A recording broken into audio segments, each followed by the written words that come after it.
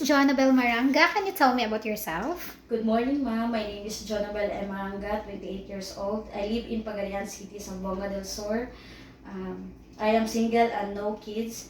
I am a college level and I took a Bachelor of Science in Social Work at Western Mindanao State University. I did not finish my studies because of financial problems. So how many siblings do you have, ma'am? We have 4 siblings in the family, ma'am, and I am the third sibling.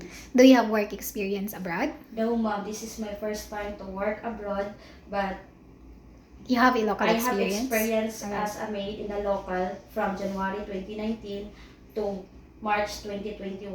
So can you tell me, ma'am, your duties and responsibilities as a house helper here in the Philippines? I can do a household chores like cleaning, ironing, laundrying, and cooking. So aside from household chores and cooking, ma'am, do you have any duties and responsibilities? I care also pets, ma'am. Pets. So what pet, ma'am? Is it a dog Like or a a dog cat? and cat. Okay, so one dog and one cat. Yes, ma'am. Okay. So how would you describe yourself, ma'am? I am an honest person, hardworking, kind, and God-fearing. Do you have any tattoo in your body? No, ma'am. Did you undergo to any kind of surgery? No, ma'am. Why do you want to work abroad, ma'am? Because I want to help my family, ma'am. Especially in financial. Okay. So are you scared of dogs and cats? No, ma'am. How about big dogs, ma'am? No, ma'am. So you love pets? Yes, ma'am. Do you have pets at home?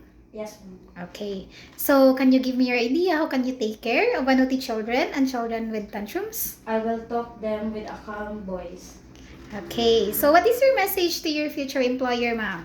To my dear future employer, if you hired me, madam, I will do my duties and responsibilities and follow the rules of the regulation of your house, and I will promise to finish my contract and looking forward to work with you soon. All right. Thank you so much, ma'am. Thank you.